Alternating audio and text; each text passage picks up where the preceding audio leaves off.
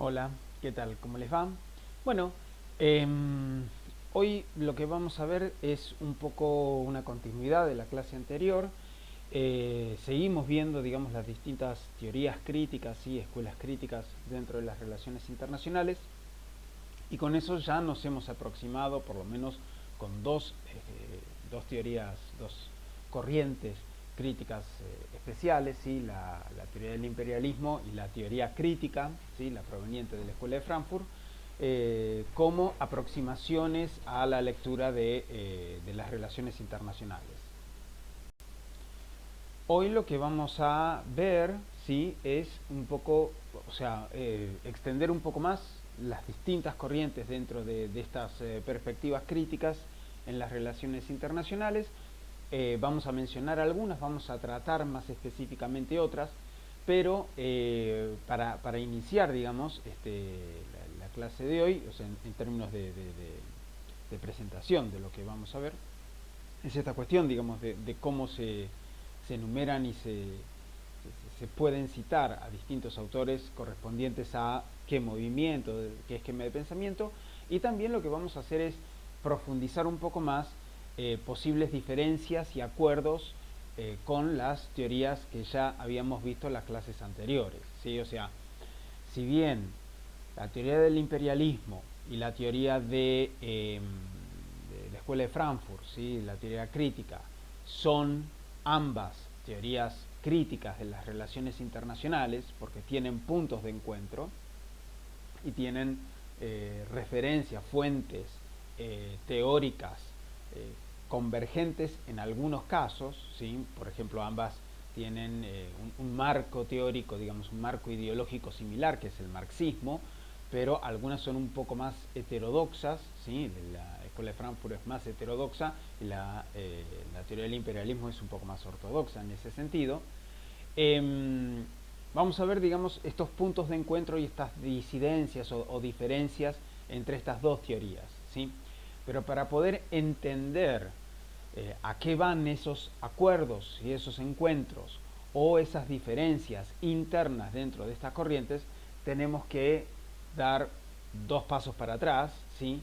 Y es empezar a hablar de lo que se conoce dentro de la teoría marxista en general como la teoría del valor. ¿Por qué tenemos que analizar la teoría del valor, que es más propia de, o sea, de la economía, si se quiere, ¿sí? De la economía crítica, ¿sí? La economía política, y no de las relaciones internacionales propiamente dichas? Porque si hay algo que caracteriza al marxismo como marco teórico es su visión total, ¿sí? O sea, es una mirada global, diríamos, en términos de una perspectiva transdisciplinaria, ¿sí? O sea, no es que solamente está hablando de economía cuando se está hablando de la reproducción del capital, sino que además se está hablando de la reproducción del capitalismo, ¿sí? Y capitalismo en cuanto a sistema. Entonces, ahí ya estamos hablando no específicamente de algo económico, sino también de algo más grande, ¿sí? Y eso tiene que ver con la política eh, doméstica, sí, la política nacional, pero también la política internacional. Y cuando hablamos de cómo se interactúa en la política internacional, estamos hablando de las relaciones internacionales.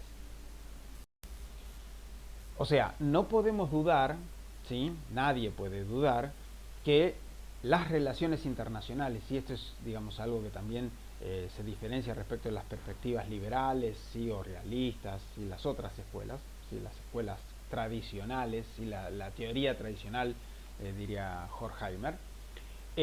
Nadie puede dudar hoy o sea, que estas relaciones internacionales se enmarcan dentro de un sistema que es el capitalismo, ¿sí?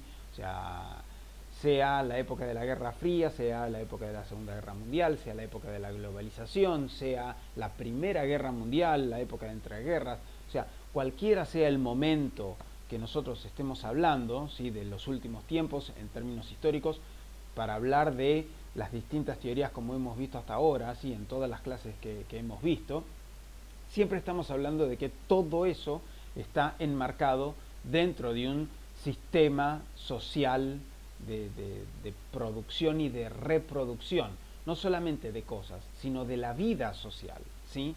En ese sentido, la sociedad se organiza con ciertas reglas, ciertas normas, ¿sí? Pero también ciertas costumbres, ciertas formas de relacionarse, ¿sí? Y todo eso sea mediante transacciones económicas, mediante formas de socialización, mediante normas jurídicas, mediante instituciones, mediante política en general. Todo eso se dimensiona en el marco de un sistema determinado que es el sistema capitalista. Esto que para definirlo, ¿sí?, parece tan obvio, no es tan obvio, o por lo menos no está tan presente cuando intentamos analizar las relaciones internacionales desde la óptica del realismo, porque al realismo no le interesa tanto analizar desde, o sea, cuál es el sistema imperante, ¿sí?, el sistema socioeconómico imperante a nivel global, como para pensarlo críticamente desde esa perspectiva y decir, ah, no, claro, porque en el capitalismo es así, pero en otro sistema podría ser de otra manera, ¿sí? El realismo no piensa en otro sistema, el idealismo tampoco piensa en otro sistema, el liberalismo, el neoliberalismo, el neorrealismo, o sea, ninguna de las teorías tradicionales, ¿sí?, está pensando en, o sea, en una mirada alternativa en términos sistémicos. Ninguno rompe con la mirada del sistema, ¿sí? Son todas miradas dentro del sistema, ¿sí? O sea, por eso es que las demás escuelas, las que se salen de ese, o sea, de ese marco tradicional, conservador si se quiere, son teorías críticas, porque tienen una mirada crítica respecto de, o sea, de ese sistema, y también, o sea, en tanto una mirada crítica pueden plantearse miradas alternativas, o sea, que salgan de esa caja que es la caja de pensamiento del propio sistema capitalista. Vale hacer una aclaración que ya la veníamos advirtiendo, ¿sí?, en oportunidades anteriores, y es que hablar de teorías críticas en plural no necesariamente implica hablar de teorías anticapitalistas, ¿sí? Algunas, la mayoría de estas teorías se pueden plantear como anticapitalistas, pero hay otras que tienen cierto grado de influencia del marxismo, pero no necesariamente son marxistas, no necesariamente son anticapitalistas, pero sí tienen una mirada alternativa. Estoy pensando, o sea, abiertamente en la teoría de la dependencia, por ejemplo. Dentro de la teoría de la dependencia vamos a encontrar distintos autores que no necesariamente están teniendo una mirada rupturista, ¿sí?, respecto del sistema social de producción. Algunos, o sea, tienen una mirada crítica dentro del sistema, pero intentan plantearse ciertas alternativas de cómo podría ser la organización social o mismo la economía mundial. Y en ese sentido, ahí plantea sus propias críticas, ¿sí? Hay lecturas en cuanto a la desigualdad, ¿sí? Hay lecturas en cuanto a reequilibrar esas relaciones desiguales, y en ese sentido hay puntos de encuentro con otras teorías que son quizás más radicales, ¿sí? Pero no necesariamente, digamos, bajo esos parámetros se está hablando de una ruptura sistémica, ¿sí? O sea, no está hablando de una revolución de una manera tan abierta como, por ejemplo, Lenin claramente lo podía llegar a plantear. Entonces, cuando estamos hablando de teorías críticas, ¿sí?, en las relaciones internacionales, vamos a estar hablando, como bien decíamos, de distintas corrientes y distintas escuelas, ¿sí?, o sea, distintas teorías, esquemas de pensamiento. En ese sentido, nosotros ya habíamos planteado algunas, incluso tratamos con profundidad las primeras de ellas, ¿sí?, y ahora vamos a estar mencionando un par más. Lo que es indudable es que ahí lo que vamos a encontrar es una influencia, o sea, en mayor o menor medida, de Karl Marx, ¿sí? O sea, la influencia del marxismo adentro de este tipo de teorías es innegable. Todas estas teorías, entonces, tienen un mayor o menor grado de influencia del marxismo. Algunas son estrictamente marxistas y otras, o sea, indudablemente leyeron a Karl Marx, ¿sí? Mismo, o sea, el propio Keynes, sin ser marxista, sabemos que leyó a Marx y de ahí puede haberse visto influido en ciertas visiones heterodoxas dentro de la economía. Pero, o sea, el primero, digamos, y sin irnos mucho más lejos, dentro de las teorías que ya mencionábamos, la primera que dijimos, ¿sí?, fue la teoría del imperialismo. Como dijimos la semana pasada, el imperialismo o la primera lectura del imperialismo no era una lectura marxista, sino una lectura liberal. ¿Sí? Ahí tenemos a Hobson, que es el primero de los autores que analiza el fenómeno del imperialismo, es contemporáneo de ese fenómeno, ¿sí? Y ya bien iniciado, recién iniciado el siglo XX, hace su primer aporte, ¿sí?, con estudio del imperialismo, como generalmente se suele traducir su obra. Ahí Hobson plantea una primera visión liberal sobre el fenómeno del imperialismo y con eso abre una discusión, ¿sí? El que le va a responder, como decíamos la clase pasada, es precisamente Lenin.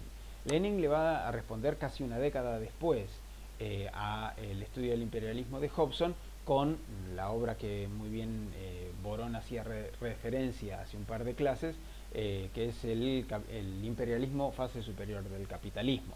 Ahí nosotros tenemos, o sea, una influencia directa de Marx sobre la visión y el análisis de Lenin respecto del fenómeno del imperialismo, pero además, o sea, se plantea el debate franco y abierto entre las dos visiones del imperialismo, y la visión de Lenin va a ser superadora en el sentido de que cada vez que nosotros hoy en día, y ya lo decíamos repetidas veces, cuando se hable del imperialismo vamos a identificar que es una acepción o una visión marxista, y no vamos a tener en cuenta prácticamente, y muchos ni siquiera conocerán la obra de Hobson, que es anterior a la de Lenin, ¿sí? Entonces, ¿cuál es la característica que Lenin trae a colación, ¿sí?, con su crítica respecto de la teoría del imperialismo? La que prácticamente traen todas las teorías críticas en general, ¿sí?, que es una visión eminentemente económica, pero no solamente económica, pero en donde la economía sí ocupa un lugar importante. Ahí se ve una influencia de Marx. Marx estaba preocupado por el desarrollo de la economía, ¿sí?, y el funcionamiento de la economía política, ¿sí?, no de un modelo económico determinado, sino del sistema económico, ¿sí? La otra cuestión va a ser el tema militar, y la visión del imperialismo va a poner el acento mucho en la mirada militar en cuanto al despliegue del uso de la fuerza, ¿sí? Y el tercer acento también es Lenin el que lo trae a colación, y eso es muy interesante porque hace un plus respecto de la visión de Hobson, que es la visión de clase. O sea, existe una visión, la lucha de clases es transversal hacia adentro de los estados nacionales, pero también a nivel internacional. Entonces ahí hay una visión transversal en el sentido de que la mirada de clases, ¿sí?, de la lucha de clases, y la interpretación de esa mirada de clases hace que se enriquezca mucho más la visión del imperialismo, como que no es solamente un movimiento de países, nada más, ¿sí?, de gobiernos en ese sentido. Después lo que vimos fue la teoría de Frankfurt, ¿sí?, o sea, la escuela de Frankfurt. La teoría crítica de la escuela de Frankfurt es quizás más compleja. No quiero decir con esto que la teoría del imperialismo sea más sencilla, ¿sí?, sino que la teoría del imperialismo quizás es más conocida, sobre todo el libro de Lenin, por supuesto, es un clásico a estas alturas, pero la escuela de Frankfurt quizás no es tan conocida por muchos de la misma manera que hablar de las obras de Lenin, ¿sí? No obstante, fue una escuela muy rica, ¿sí? Nosotros la vimos en la clase pasada, nacida en Alemania, a raíz de que Max Horkheimer se hace cargo de un instituto de investigación en la Universidad de Frankfurt, y ahí se desarrolla una escuela, digamos, un centro de pensamiento que va a reunir a muchos autores, ¿sí? Va a ser una escuela muy prolífica en términos de producción intelectual. A diferencia de Lenin, Lenin va a tener un protagonismo histórico innegable, los frankfurtianos algunos van a ser más protagonistas que otros en algunos hechos de su tiempo, pero ninguno va a trascender a nivel de haber logrado una revolución proletaria como Lenin logró hacerlo en Rusia en 1917. Entonces, la escuela de Frankfurt ahí es una escuela más ecléctica en el sentido de que no es solamente influida por las obras de Marx, ¿sí? Sino que también es influida por Immanuel Kant, veíamos, por Freud, por Weber, o sea, es decir, por un conjunto más amplio de autores hasta ese momento y que va a enriquecer el pensamiento de la escuela de Frankfurt. Entonces, ahí nosotros vamos a encontrar distintos autores. Dentro de esos autores mencionábamos a Max Horkheimer, podemos mencionar a Theodor Adorno, a Herbert Marcuse, a Erich Fromm, a Jürgen Habermas, a Walter Benjamin, en fin, a Oscar Pollack, a Oscar Necht, ¿sí? Pollock, qué sé yo. Bueno, Habermas es quizás el último exponente de la escuela de Frankfurt. Y en ese sentido, digamos, o sea, hay muchos autores que y otros autores que pasan por la escuela de Frankfurt sin ser frankfurtianos, ¿sí? O sea, sin ser miembros de la teoría crítica. Hannah Arendt, por ejemplo, tiene un paso por la escuela de Frankfurt y, o sea, y también produce algunas de sus obras y ella no, o sea, nada que ver con el marxismo ni nada por el estilo, pero hace análisis críticos respecto de fenómenos internacionales. Hannah Arendt va a ser histórica y mundialmente reconocida básicamente por los orígenes del totalitarismo, que es una de sus obras más importantes, ¿sí? En términos voluminosos, pero también en términos de impacto. Y es una obra básicamente liberal, ¿sí? O sea, no es, está lejos de un análisis marxista, o sea, carece una visión de clases, etcétera, ¿sí? Lukács, por ejemplo, también tiene cierta relación con la escuela de Frankfurt, y va a influenciar a algunos autores incluso dentro de la escuela, con varios de sus escritos que también son históricos dentro del marxismo, si son clásicos dentro del marxismo. Historia y lucha de clases es también una obra clásica, digamos, del marxismo, o sea, de la teoría de la corriente del marxismo. Quizás hoy en día uno de los autores que se puede entender que son sucesores, ¿sí?, de cierta tradición de Frankfurt es, por ejemplo, Axel Honneth. Yo no, o sea, dudaría en incluirlo propiamente dentro de la escuela de Frankfurt. Él es un discípulo de Habermas, o sea, pero ya se va más allá de la cuestión, o sea, son todas obras y líneas de pensamiento propias de la filosofía, ya no, o sea, tienen menor conexión con la visión de las relaciones internacionales, pero esto es como para que ustedes conozcan más o menos ciertas referencias en términos de bibliografía, ¿sí?, de marco teórico en general. Entonces, hasta ahora tenemos dos teorías, que son las dos teorías que ya hemos visto, la teoría del imperialismo y la teoría de Frankfurt. Por supuesto, del imperialismo ahí lo suscribimos al propio Atilio Borón, ¿sí? Él hizo referencia a varios autores, no solamente a Lenin, ¿sí?, pero ahí, o sea, sabemos que la obra de Atilio está fuertemente influida no solamente por Marx, también por Lenin u otros autores, ¿sí?, Rosa Luxemburgo, etcétera. O sea, un conjunto de autores del marxismo más clásico, si se quiere, y ahí es por eso que también lo conectamos a Borón dentro de la teoría del imperialismo. O sea, se acerca más a una visión de este tipo de teoría que a una visión más heterodoxa como es la de la escuela de Frankfurt. Después otro punto de referencia ineludible dentro del marxismo es mencionar a Antonio Gramsci, ¿sí? También es una cita obligada al momento de mencionar grandes autores posteriores a Marx, pero dentro del mismo marco teórico. O sea, así como se lo cita a Lenin, Gramsci es otro lugar ineludible para mencionar. A Gramsci lo podemos citar en referencia a lo que podríamos denominar el estructuralismo dentro de las relaciones internacionales.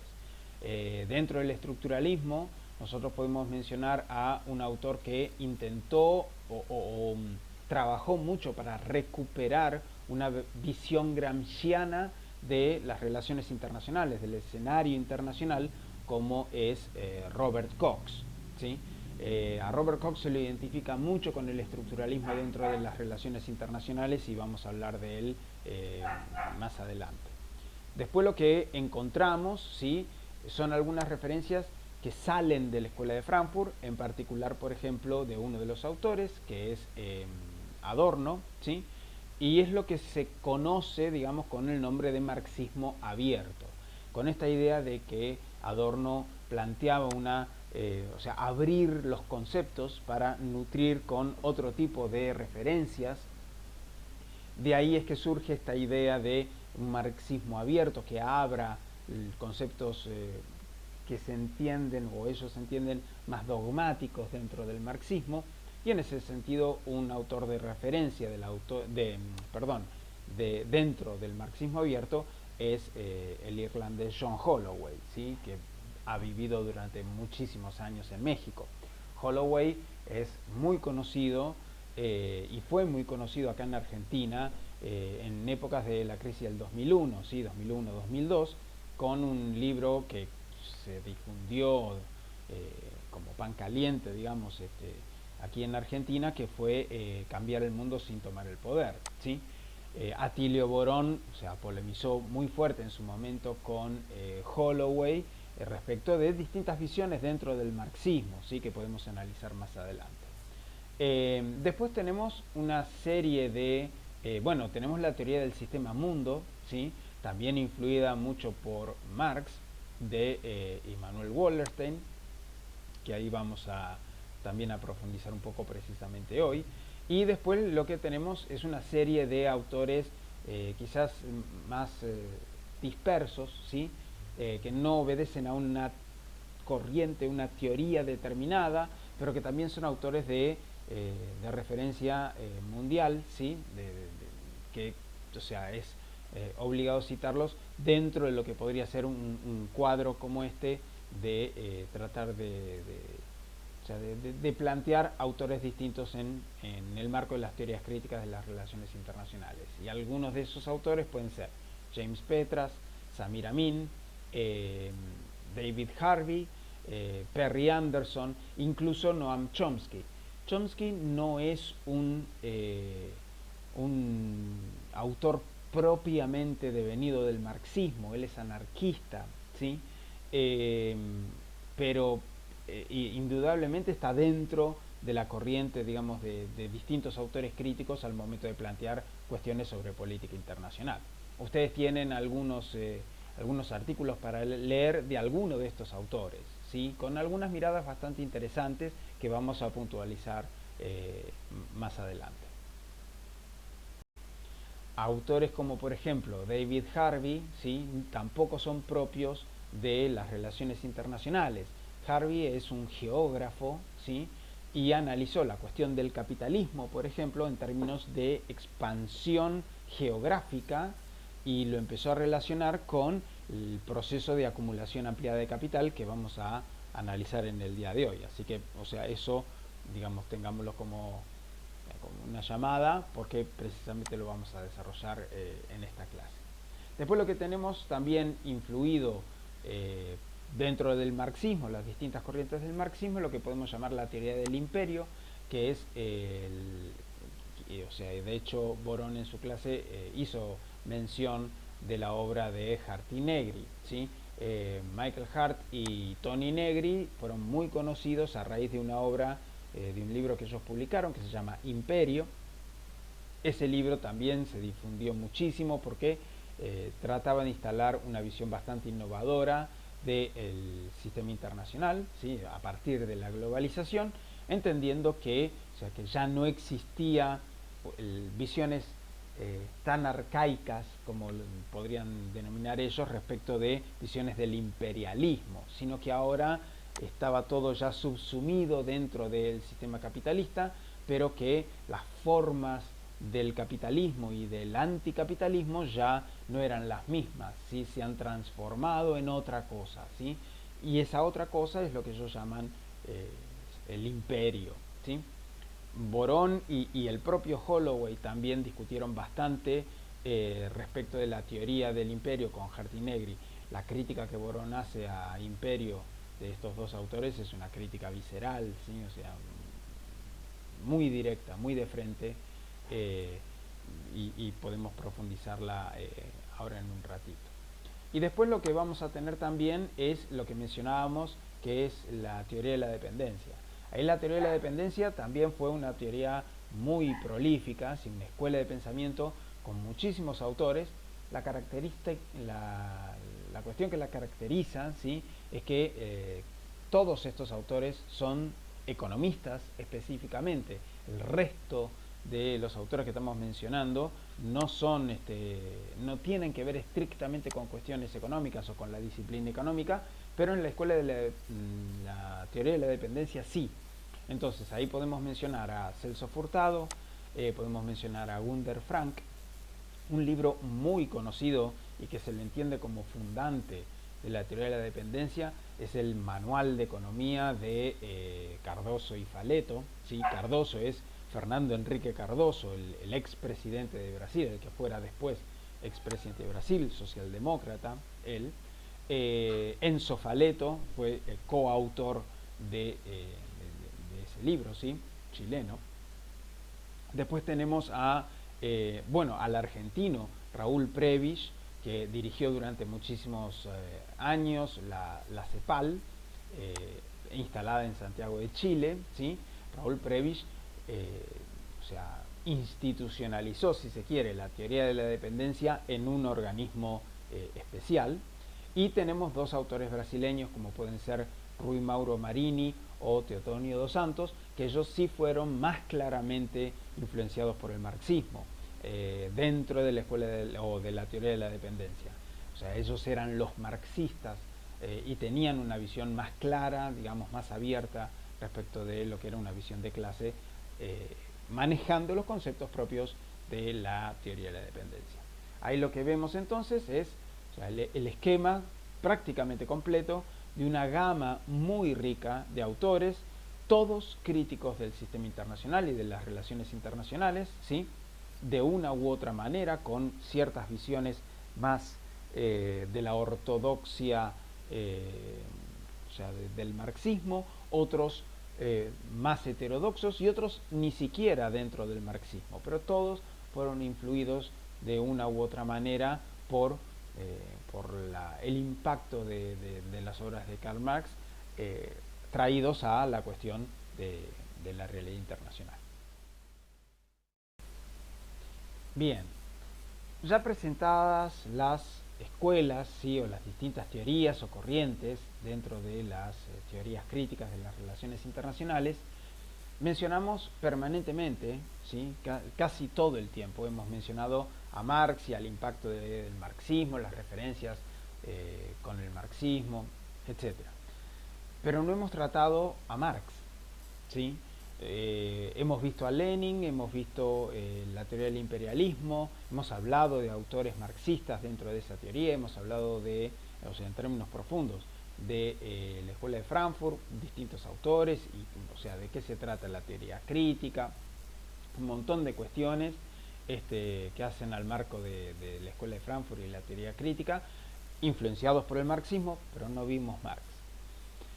¿Por qué Marx? ¿Sí? Y cómo es que estas dos escuelas y las que vamos a ver han sido influenciadas por la obra o las obras de Karl Marx. Marx desarrolla una teoría, ¿sí? Que no es solamente una teoría económica, pero que es válida tanto en términos económicos como de tratar de entender el desarrollo del sistema social de producción que él veía, ¿sí? Y que le era contemporáneo, ¿sí?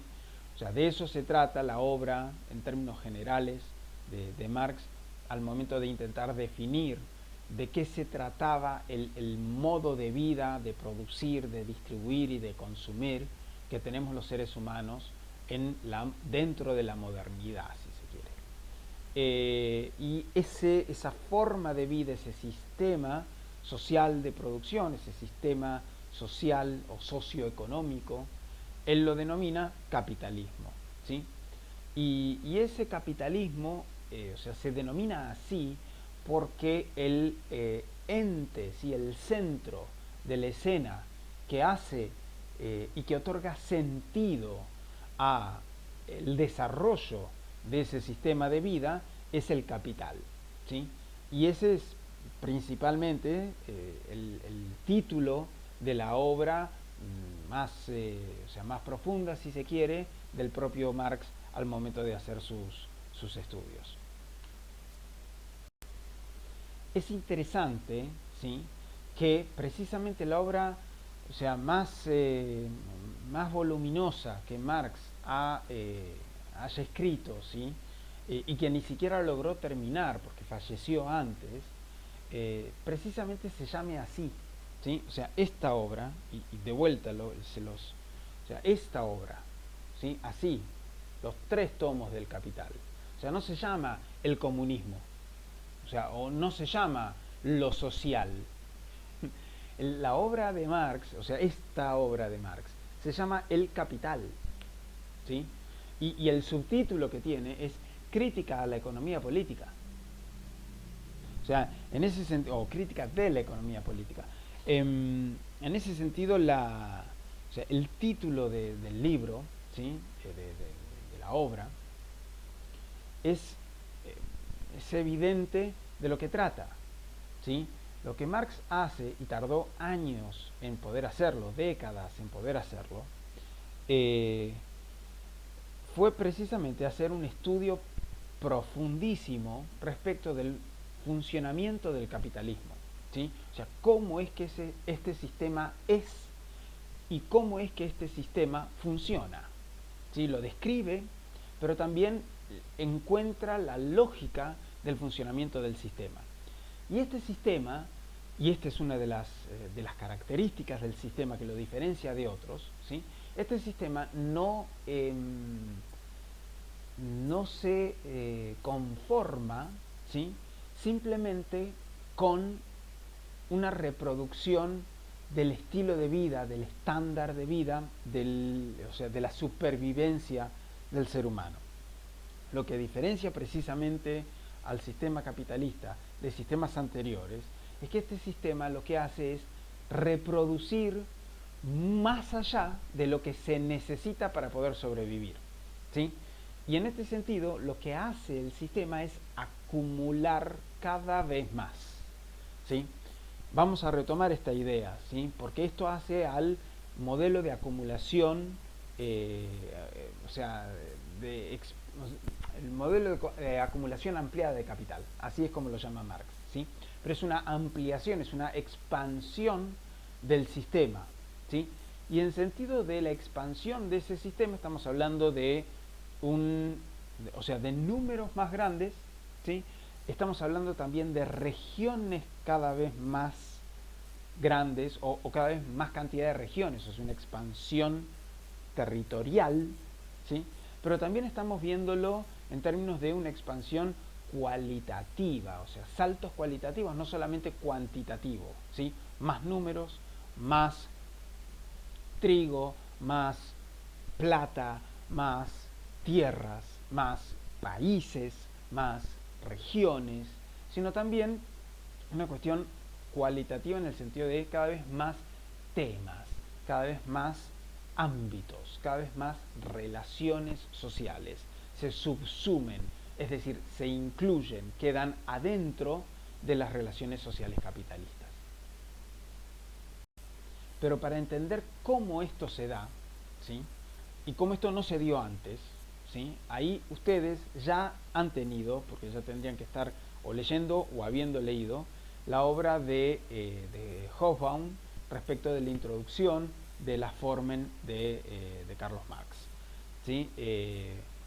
Cuando, no les quiero mentir, pero dentro del tomo 1 de Capital, ¿sí?, del Capital, de la obra, hay un capítulo, ¿sí?, que es el capítulo ya no me acuerdo el número,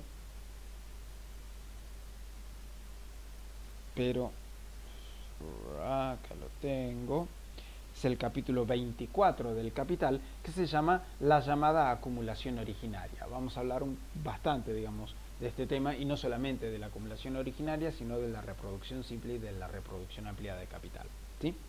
En términos de presentación, o sea, está hecha en estos términos. Entonces, cuando se da la reproducción de capital, ¿sí? O sea, primero lo que Marx hace es entender que las relaciones que existen, las relaciones sociales que existen, se basan en distintas cuestiones, ¿sí? Y una es las formas de propiedad. Las formas de propiedad, y esto es lo que Hobsbawm analiza en esa introducción a las Formen, ¿sí? Para cuando Marx escribe esa acumulación, ese capítulo de acumulación originaria, paralelamente hace un estudio específico sobre qué otras formas de acumulación hubieron antes de la capitalista, ¿sí? Las formas precapitalistas de producción, ¿sí? Y cuando, o sea, por supuesto, digamos, eran sus apuntes, ¿sí? Eso no iba a estar, o sea, estaba dentro de los borradores del Capital de Marx, y Marx finalmente los descarta para su publicación. Se van a publicar, o sea, un montón de tiempo después, y eso también, o sea, da cierta claridad respecto de qué era lo que Marx entendía, ¿sí? Y cómo interpretaba Marx para llegar a las conclusiones que sí puso adentro del Capital, ¿sí? Hay todos los borradores de la escritura del Capital, se los conoce como los Grundrisse, ¿sí? Que fueron, o sea, publicados mucho tiempo después, ya con Marx fallecido, por supuesto, pero ahí los estudiosos de la obra de Carlos Marx, o sea, toman a los Grundrisse como un lugar importante para conocer el trabajo previo que después iba a salir publicado con el Capital. Y ahí es donde también se ve un poco, o sea, un estudio más grande, más amplio de lo que finalmente él iba a estar publicando, ¿sí? Precisamente lo que se conocen como las Formen, este trabajito que nosotros siempre mencionamos, forma parte, ¿sí? Está dentro de esos borradores de los Grundrisse, y Hobsbawm hace la presentación, ¿sí? O sea, hace un trabajo introductorio, que es lo que nosotros les hemos puesto a ustedes en la bibliografía obligatoria del curso, ¿sí? Es uno de los textos, que es el texto de Hobsbawm. En ese texto, Erich Hobsbawm lo que hace es analizar cómo las formas precapitalistas de producción fueron variando, en tanto también variaban las formas de organización social y por ende las formas de propiedad dentro de esa sociedad. Cuando nosotros hablamos de propiedad, o sea, de las relaciones de propiedad, generalmente tenemos en la cabeza una única relación, ¿sí? Una única forma de propiedad, que es la propiedad privada, ¿sí? Porque esa es la característica de este sistema. Y así como el capitalismo es tan omnipresente, ¿sí? Que muchos autores ni siquiera lo citan, ¿sí? Lo mencionan, porque es obvio, ¿sí? Es tan obvio que ni siquiera hace falta citarlo. Cuando se habla de la propiedad, es prácticamente tan obvio que no podemos pensar en otra forma de propiedad que no sea la privada, ¿sí? Porque es característica de este sistema. No podría haber capitalismo si no hubiese propiedad privada, ¿sí? Y si la propiedad privada no fuese la forma de propiedad característica e imperante dentro de esta organización sistémica, ¿sí? O sea, no es la única forma de propiedad y tampoco fue la primera forma de propiedad, y Hobsbawm bien lo refleja en su trabajo, ¿sí? Entonces, en tanto la sociedad, ¿sí? Las distintas sociedades en términos históricos se fueron haciendo cada vez más complejas, ¿sí? Fueron adaptando otro tipo de organizaciones, ¿sí? De instituciones, para poder precisamente adaptar y organizarse, ¿sí? Y una de esas maneras fueron distintos modelos o formas de propiedad, ¿sí? La propiedad familiar, la propiedad de clan, la propiedad feudal y después la propiedad privada, que es la imperante dentro del capitalismo. Entonces, para Marx es central la existencia como regla, ¿sí? Como requisito de la propiedad privada, ¿sí? Como régimen de propiedad imperante, para poder empezar a hablar de capitalismo. No se puede dar un sistema capitalista si el sistema no permite, no regula o ya no existe una propiedad privada, ¿sí? La otra cuestión, que también es importante para entender el funcionamiento del capitalismo en términos de Marx, es lo que se conoce como la división social del trabajo. No todos hacemos la misma tarea, nos especializamos y de hecho nos enseñan a especializarnos. No podemos ser todólogos, ¿sí? O sea, generalmente somos economistas, historiadores, politólogos, abogados, arquitectos, ¿sí? Barrenderos. Tenemos un oficio, tenemos una profesión. Pero si tenemos un oficio, una profesión, no tenemos todas las profesiones o todos los oficios. Nos especializamos en nuestro hacer, ¿sí? En nuestros conocimientos. Y cuando nosotros nos especializamos en nuestro conocimiento, somos físicos, somos matemáticos, somos biólogos, somos médicos, ¿sí? Descartamos otras profesiones y otros conocimientos, porque se lo dejamos a otro. Entonces existe una división social de nuestro quehacer. Ahí apareció mi perro, ¿sí? Él se encarga de su propia tarea, ¿sí? Que es ladrarle a las visitas no deseadas, advertirnos que hay alguien afuera que él no conoce, y bueno, dejarse mimar y a veces hinchar un poco. ¿Sí? Pero, o sea, todos cumplimos un rol dentro de la sociedad, de la organización social en la cual estamos insertos, ¿sí? Y dentro del capitalismo existe esta división social del trabajo. Bien, algunas de estas cuestiones incluso las mencionábamos la clase pasada, ¿sí? Cuando hablábamos de división social del trabajo, o incluso cuando hablábamos de formas de propiedad. Este tipo de cuestiones, o sea, por supuesto la Escuela de Frankfurt ya los trabajó, digamos, los trabajaba de manera muy fuerte, ¿sí? Pero la otra cuestión que también es propia del capitalismo, no solo del capitalismo, ¿sí? Porque existen otras divisiones sociales de esta manera, pero no con estas características, es la división de la sociedad en clases, ¿sí? En clases sociales. Existen las clases sociales. Y básicamente Marx lo que identifica es un antagonismo de clase, que esto lo diferencia de los socialistas utópicos que le precedieron, ¿sí? O sea, Fourier, Owen, Saint-Simon, o sea, el invento, digamos, la crítica del sistema capitalista no es propia de Marx, ¿sí? Marx no es original en ese sentido, ¿sí? O sea, los socialistas utópicos es una generación anterior a él, de distintos autores, ahí cité los tres más conocidos y quizás más importantes, pero ellos fueron los primeros de observar críticamente el desarrollo del capitalismo, que era un sistema que se estaba terminando de desarrollar cuando ellos vivían, y que fueron los primeros en realizar una crítica muy fuerte respecto de el sistema tal cual estaban viendo. ¿Por qué?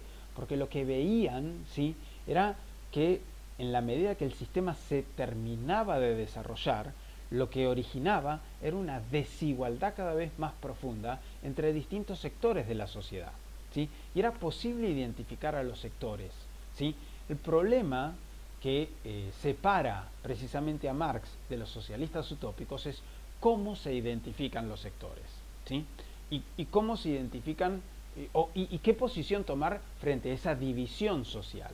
Algunos socialistas utópicos van a hablar de que es posible conducir a los distintos sectores, a las clases sociales, ¿sí?, mediante un proyecto que los unifique, ¿sí? Y ellos hablan en estos términos de una armonía de clases, o sea, una convivencia de clases bajo un proyecto. Posteriormente los socialdemócratas van a decir que ese va a ser el proyecto nacional, por ejemplo, y que pueda llegar a armonizar, ¿sí? O sea, que pueda llegar a hermanar a las distintas clases que se identifican y que en principio pueden llegar a tener intereses contrapuestos. Entonces, se supone que van a relegar esos intereses contrapuestos en pos de un objetivo o un proyecto común, ¿sí? Marx rompe con esa idea y no es el único. Saint-Simon también no era muy amigo de la idea de la armonía de clases. Él es un socialista utópico, pero él es el primero que habla de un antagonismo de clase, ¿sí? Que es la piedra, ¿sí?, fundamental, la piedra basal, para que Marx después hable del concepto básico del marxismo, que es la lucha de clases, ¿sí? Problema es que Saint-Simon y Marx veían a las clases y identificaban a la clase social de manera distinta, ¿sí? Mientras Saint-Simon hablaba de la clase industrial, en la cual se mezclaban los dueños de las fábricas con los obreros de las fábricas, ¿sí? O sea, Saint-Simon decía que esa clase industrial era la que tenía que tener el control del gobierno, porque era la clase productiva, ¿sí?, que pujaba y que hacía prevalecer los intereses del desarrollo de la producción, ¿sí?, en detrimento de las otras dos clases que eran las parasitarias, decía él, que era el clero, ¿sí?, y o sea, el feudalismo, digamos, los resabios del antiguo régimen, ¿sí? Entonces, todo lo que tenía que ver con la monarquía, ¿sí?, la corte, ¿sí?, todo el séquito, ¿sí?, de los nobles, o sea, la nobleza en términos de clase social, y todo lo que tenía que ver con la iglesia, ¿sí?, y todos los estamentos eclesiásticos, ¿sí?, eran clases parasitarias, sectores parasitarios que vivían de la producción, que era la clase industrial, decía él.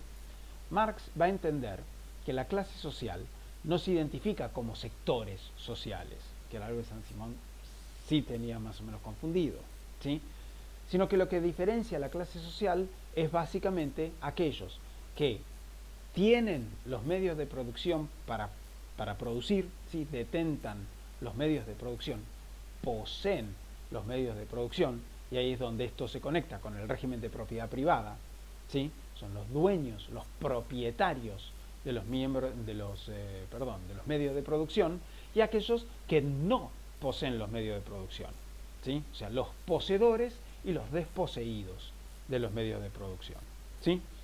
En tanto, lo que persiste es el régimen de propiedad privada, la riqueza socialmente generada, ¿sí?, va a caer en manos de los poseedores de los medios que ponen esos medios a disposición para poder producir, ¿sí? Esto lo vamos a ver ahora, ¿sí?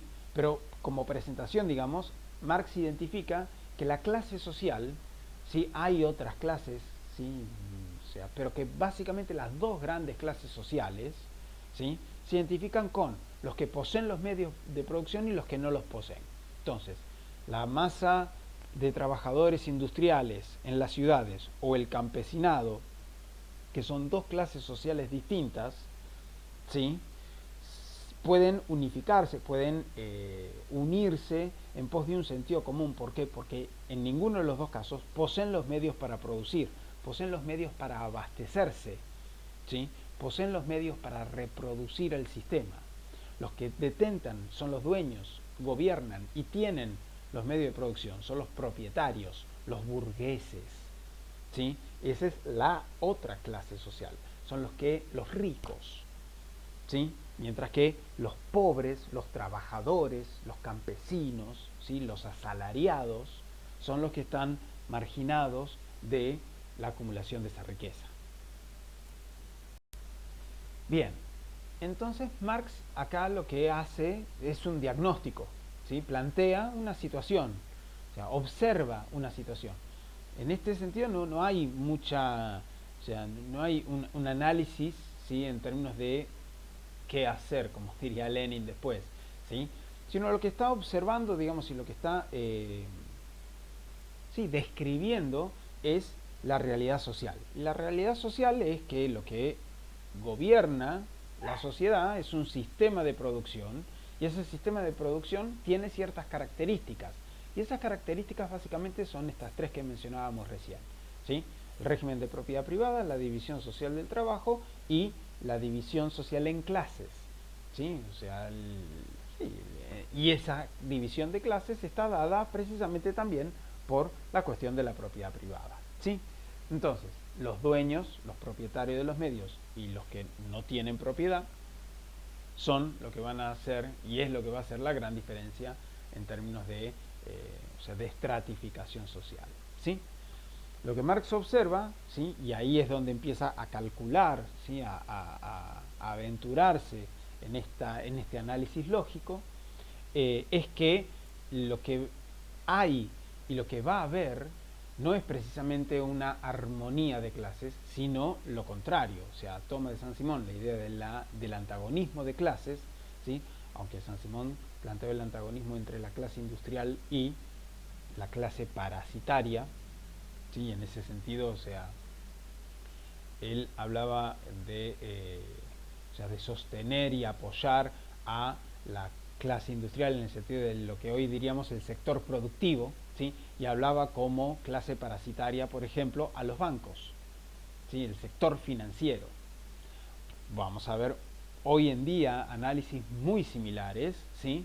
Y que en ese sentido tienen como raíz histórica, en términos de marco teórico, un tipo que escribió allá por fines del siglo XVIII, que nadie ya se acuerda que existió, y es el conde de Saint-Simon, y es un socialista utópico. ¿Sí? Bien, eso lo vamos a ver muchas veces hasta en los diarios, ¿sí? Esta cuestión del capital financiero y el capital productivo, o el sector financiero y el sector productivo, ¿sí? Es una división de clase social que Saint-Simon ya lo tenía en la cabeza hace 200 años. Marx va a tener una división en la cabeza, ¿sí? Una división social en la cabeza, pero va a ser una división estratificada en clases sociales a raíz del régimen de la propiedad privada sobre los medios de producción. Lo que va a haber entre esas dos clases sociales es precisamente una lucha de intereses. Y eso es la lucha de clases. La lucha de clases no es arrojar piedras en Plaza de Mayo, ¿sí? O sea, eso puede ser reflejo de algún tipo de desacuerdo, ¿sí? De lucha entre las dos clases sociales. Pero no es que si estamos, no sé, o sea, la lucha de clases se puede dar en distintos escenarios, no solamente en una guerra civil, como muchas veces se lo interpreta, ¿sí? O sea, que la lucha de clases tiene que ser la lucha violenta. El propio Fidel hablaba de que un reflejo de la lucha de clases es la batalla de las ideas, hablaba él. O sea, eso también es lucha de clases, o sea, el antagonismo de distintos esquemas de pensamiento y de análisis en el campo intelectual también puede ser reflejo de la lucha de clases visto desde una perspectiva marxista, por supuesto, ¿sí? Lo que hablamos la vez pasada de la praxis del marxismo, ¿sí? Teoría y práctica. Bien, en este sentido, digamos, la lucha de clases se puede ver como un método, ¿sí? No un evento, sino una forma de analizar el avance y retroceso de la puja de intereses en términos sociales, ¿sí? O sea, dentro de una sociedad. Y esa sociedad puede ser Argentina, puede ser América Latina, puede ser el mundo, ¿sí? O sea, durante toda la Guerra Fría, incluso al día de hoy, podemos analizar, ¿sí? O sea, si somos marxistas, si estamos imbuidos dentro del marxismo, podemos tomar a la lucha de clases como una categoría, ¿sí? De análisis para ver qué tanto y qué cuánto la clase trabajadora va ascendiendo en sus reivindicaciones, ¿sí? Va avanzando en pos de una sociedad mejor, ¿sí? O sea, mejor por lo menos para sus intereses, ¿sí? Cómo se va transformando esa sociedad. Y la forma de medir eso es mediante la lucha de clases en términos conceptuales. Entonces, ya mencionamos a las tres características, digamos, que se dan dentro del sistema que llamamos capitalismo, ¿sí? Ahora, ¿cómo funciona el capitalismo? ¿Cómo se origina el capitalismo?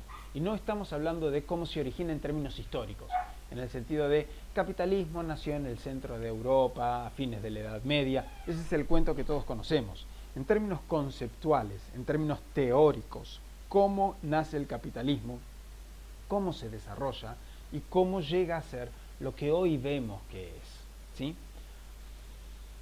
Marx hace un análisis, o sea, hace una abstracción, ¿sí? Hace un análisis teórico, abstracto, del nacimiento y funcionamiento del capitalismo, ¿sí? Y en ese sentido, sí, lo que tenemos que hacer es analizar el desarrollo económico de una sociedad. Marx se tenía que meter con la economía, ¿sí? Y Marx es un lector de Adam Smith, es un lector de David Ricardo, ¿sí? O sea, de los economistas clásicos, liberales, que fundaron la economía política.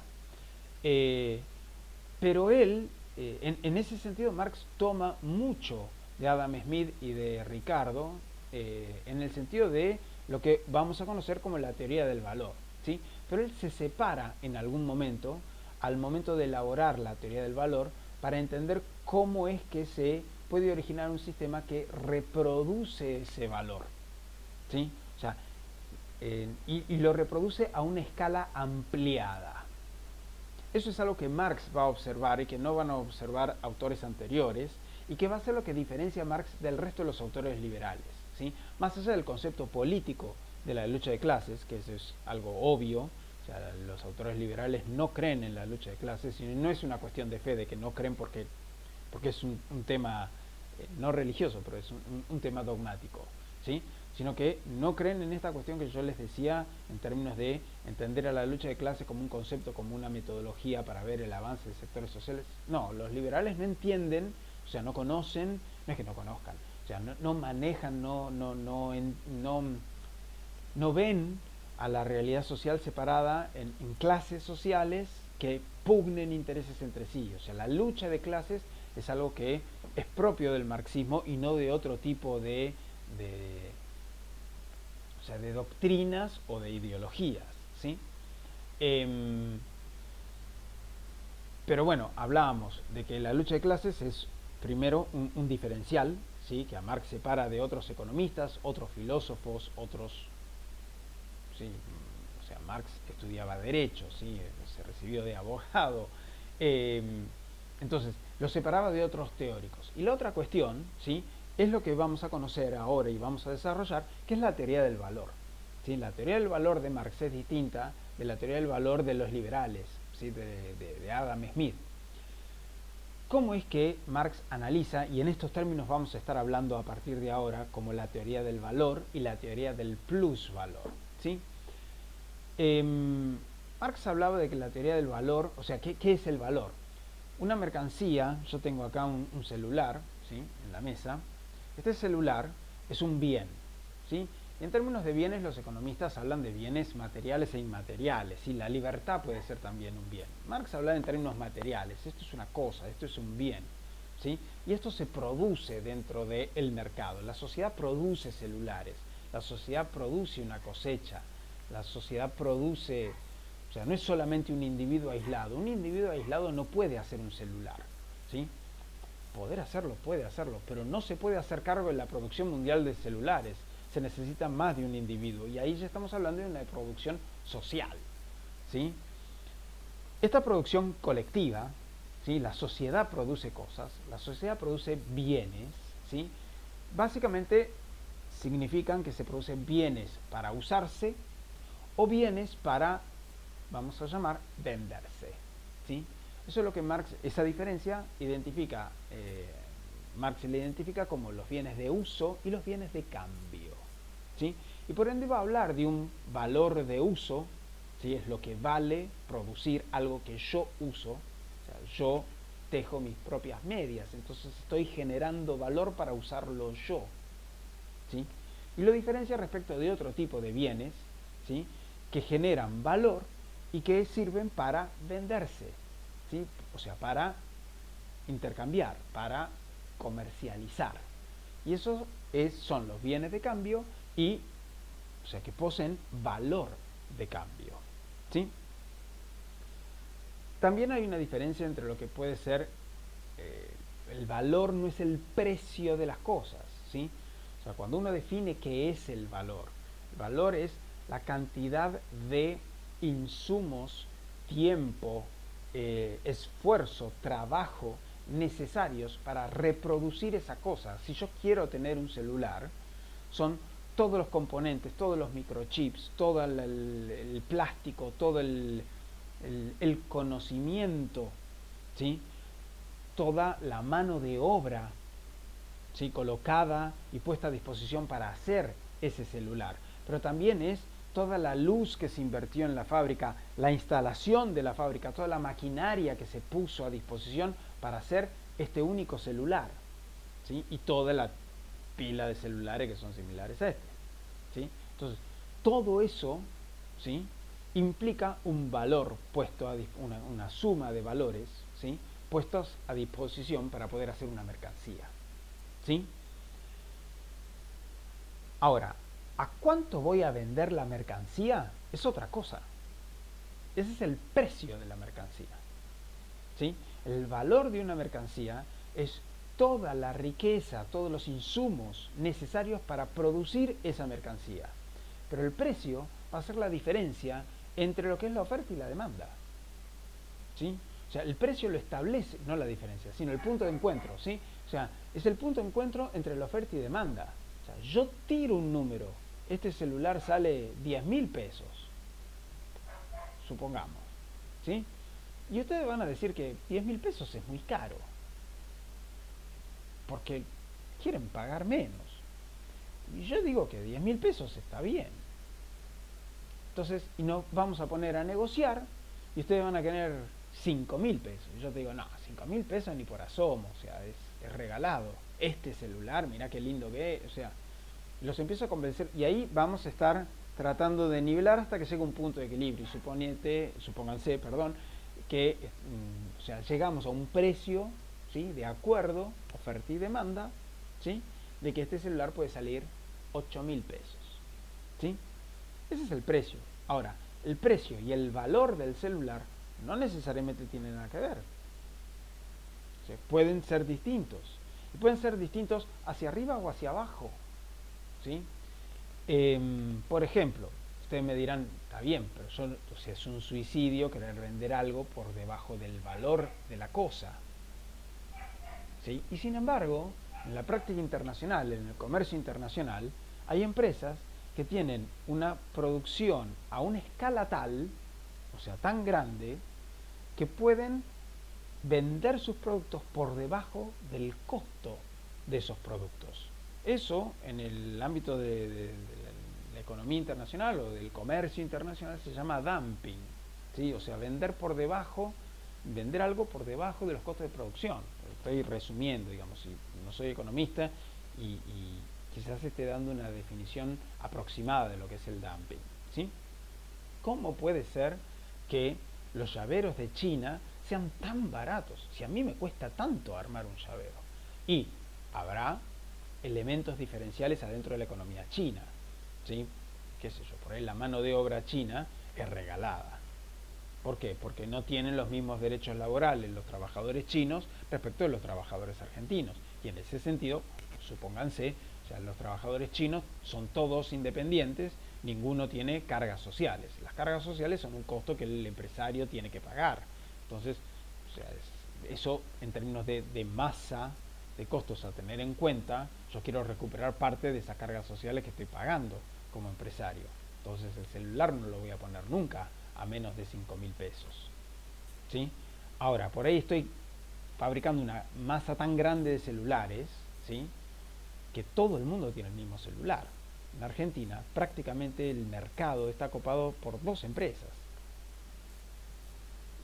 Seguramente vamos a ver más de 2 marcas de celulares, ¿sí? Pero todos, si yo digo 2 empresas, ya sabemos cuáles son, ¿sí? Entonces, por lo menos en el mercado argentino. Entonces, ¿y cómo se instalaron esas empresas?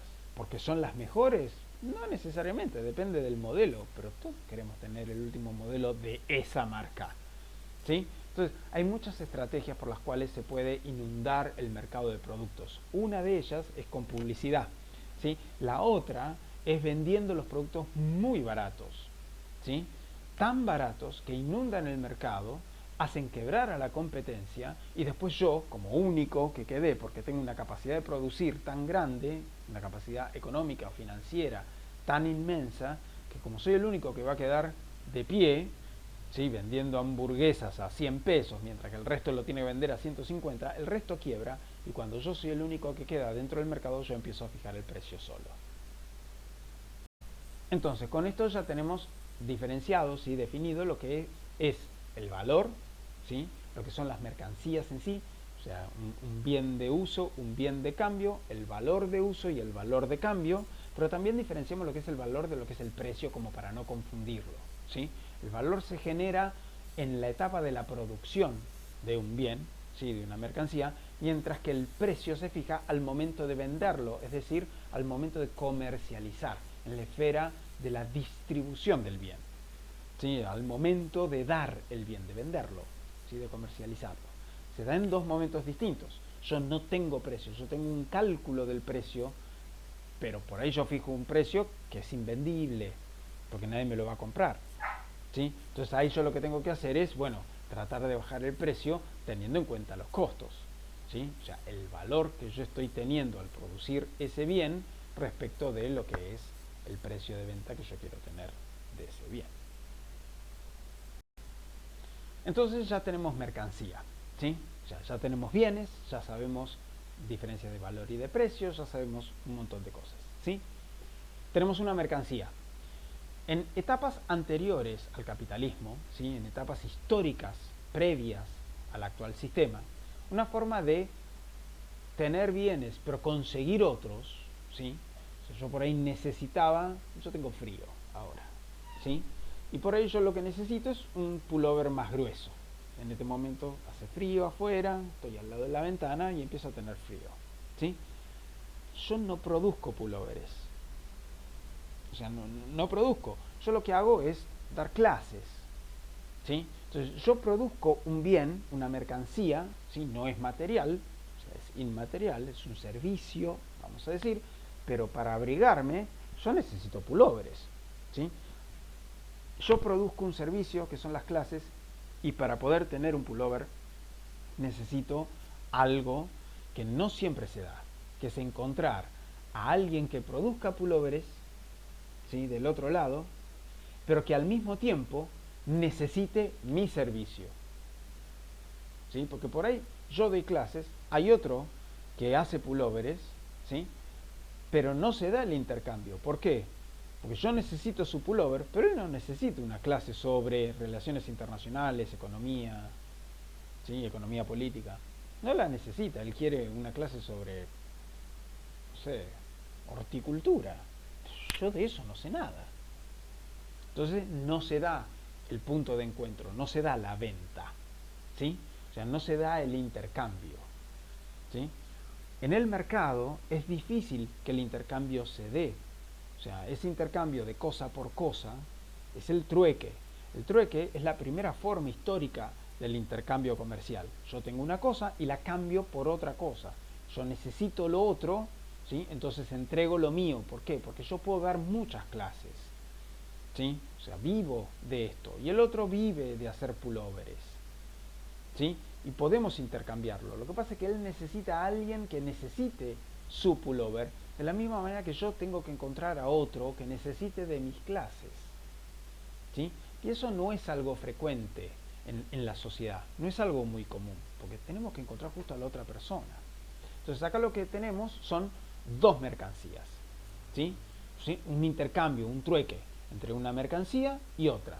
Para diferenciar a una mercancía de la otra, vamos a tener a la mercancía 1 respecto de la mercancía 2, ¿sí? Cuando nosotros intercambiamos una mercancía por la otra, ahí vamos a tener un intercambio, ¿sí? Lo que conocemos como el trueque. Este trueque, decíamos recién, que no es común. Cuando tenemos una mercancía 1 que se intercambia por una mercancía 2, ¿sí? No es algo habitual. Es más frecuente que, y esto acá se ve en el desarrollo de esa sociedad, que todos depositemos la misma confianza en algo que sea equivalente por cualquier mercancía, o sea, que sea transable, que sea intercambiable por cualquier mercancía, ¿sí? Y depende del momento histórico, del lugar en donde esa sociedad se ha dado, esas comunidades han encontrado distintas cosas que han identificado como ese equivalente general, ¿sí? El equivalente general de mercancías. ¿Por qué? Yo puedo generar servicios, ¿sí? Y podemos depositar que en tanto yo necesito tanto valor para poder sobrevivir y otro necesita tantas clases, podemos encontrar un valor determinado, ¿sí? expresado en X cantidad de pullovers, ¿sí? O en X cantidad de algo intermedio que sea intercambiable por pullovers, ¿sí? Y ahí nace un concepto mediador entre estas dos mercancías, ¿sí? Entre estos dos seres humanos que intercambian sus mercancías, ¿sí? Porque las mercancías no se intercambian solas nunca, por supuesto, ¿sí? Entonces, ese concepto mediador, ¿sí? Que se encuentra a la mitad, en el medio de esa operación, es lo que se conoce como el dinero, ¿sí? El dinero, por definición, es el equivalente general de mercancías adentro de un mercado, ¿sí? Adentro del mercado. ¿Por qué? Porque yo puedo dar mis servicios, ¿sí? Dar mis clases, y esas clases yo las puedo intercambiar por dinero, ¿sí? De la misma manera que la persona que fabrica pullovers, ¿sí? Puede vender ese pullover y intercambiarlo por dinero. Entonces todos producimos nuestras cosas, ¿sí? Y las intercambiamos en el mercado por dinero. ¿Por qué? Porque ese dinero es la puerta de acceso para poder comprar otras cosas. Entonces, la operación ya no es más el trueque, en donde yo intercambio una cosa y la intercambio por otra, ¿sí? O sea, la operación se convierte en que yo tengo una cosa, ¿sí? La intercambio por dinero y con ese dinero voy a conseguir la otra cosa que yo quería, ¿sí? O sea, ahí hay una mediación, es una operación más compleja, ¿sí? Pero más beneficiosa en términos sociales. ¿Por qué? Porque todo el mundo sabe que puede acceder al universo general de mercancías adentro del mercado si tiene el medio como para poder acceder a ellas. Y eso es el dinero. Bien, nosotros entonces tenemos una mercancía, ¿sí? Que sabemos que la podemos vender y en la venta de esa mercancía podemos conseguir dinero. El dinero para nosotros es un medio, ¿sí? ¿Es un medio para qué? Para conseguir otras mercancías. Yo el dinero no lo puedo comer, ¿sí? Como a base de alimentos, o sea, puedo comer alimentos, vivo a base de alimentos. Entonces yo produzco servicios, ¿sí? Los vendo por dinero y ese dinero es un medio que me sirve a mí para comprar alimentos y como ahí, ¿sí? Y sobrevivo gracias a eso. Pero sobrevivo gracias a mi trabajo, ¿sí? O sea, me gano la vida, ¿sí? Haciendo mi tarea, lo que sea que esté haciendo, pero eso a mí me da la capacidad de poder vestirme, ¿sí? Comprar un pullover o comprar alimentos, arrendar mi casa, conseguir un medio para poder moverme hacia la universidad, pagar el transporte público, no sé, eventualmente comprarme un coche, lo que fuere, ¿sí? O sea, poder hacerme de ciertos medios que me hagan, o sea, primero, que me garanticen la supervivencia y que me den techo, comida y abrigo, ¿sí? Y después más o menos que me hagan un poco la vida más fácil dentro de lo posible, ¿sí? Cuando ya sabemos que existe un concepto de dinero, que no importa, o sea, hemos dicho que depende de la sociedad, ese dinero se ha expresado de manera distinta. Cuando nosotros hablamos de dinero, generalmente estamos hablando de el billete, ¿sí? O sea, de los pesos, ¿sí? Y si no es pesos, ya sabemos, el dinero no es solamente pesos, que puede ser dólares, ¿sí? No, el dinero es un concepto abstracto, ¿sí? Porque no en todas las sociedades se expresó en términos de moneda, ¿sí? Se expresó en términos de, o sea, de moneda física o de moneda en términos conceptuales o de billetes, pesos, dólares. A veces se lo representó o sea, y se lo utilizó como caracoles, ¿sí? A veces sí, o sea, yo vendía mis servicios a cambio de caracoles, porque los caracoles era el medio para poder acceder a otro tipo de cosas en esa sociedad, ¿sí? Por ejemplo, en la Polinesia era muy común intercambiar las cosas por conchas, ¿sí? Por conchas marinas. En otras sociedades, por ejemplo, sobre todo esto es muy de la Edad Media y antes, ¿sí? La Edad Antigua, se intercambiaban las cosas por bloques de sal, ¿sí? O sea, la sal era un medio, ¿sí? Un bien muy preciado. ¿Por qué? Porque gracias a ella podíamos conservar podíamos conservar los alimentos un poco más allá de lo que el alimento podía llegar a dar para poder ser comestible, ¿sí? O sea, retrasa la putrefacción de los alimentos. Entonces, salar la carne, que era una práctica muy frecuente en la época de la colonia e incluso posterior en Argentina, ¿sí? Los saladeros, eh, era una industria floreciente. ¿Por qué? Porque Argentina siempre tuvo muy buena carne, siempre exportó la carne, pero cuando no existían los frigoríficos, ¿sí? No existían las cámaras frigoríficas, ¿cómo conservábamos la carne durante X cantidad de tiempo para que llegue a otra provincia? O para que llegue a otro lugar, ¿sí? A otra nación. ¿Cómo exportábamos la carne? ¿Podíamos exportar la carne? Se pudría antes, ¿sí? O sea, no llegaba a la provincia contigua, entonces salábamos la carne. Eso no pasó solamente en Argentina, no descubrimos nada, ¿sí? O sea, eso se viene descubriendo, se viene utilizando desde la época de la antigüedad, ¿sí? Entonces, todo el mundo quería sal para poder preservar sus alimentos, ¿sí? Hoy utilizamos más la sal como nada, como condimento si se quiere, ¿sí? Pero en algún momento era un bien esencial precisamente por esta cuestión. Entonces, todas las mercancías se intercambiaban por bloques de sal. De ahí, o sea, por ejemplo, vienen conceptos como la palabra salario, ¿sí? La palabra salario es el intercambio del trabajo de uno por sal, ¿sí? O también otro tipo de cosas un poco más supersticiosas respecto de no entregar un salario de mano en mano, ¿sí? La práctica usual era que cuando se hacía el intercambio, ¿sí? O sea, yo vendía mi mercancía y la vendía por un bloque de sal, el bloque de sal se colocaba en un lugar intermedio, no daba el bloque de sal de mano en mano. ¿Por qué? Porque si se caía, o sea, el bloque podía, al caerse se podía partir. Y si se partía, yo ya no podía fraccionar la sal, ¿sí? O sea, yo ya perdía la noción de cuánta sal había dentro de ese bloque, ¿sí? O sea, se rompía y se desmenuzaba, ¿sí? Entonces, dar la sal de mano en mano, ¿sí?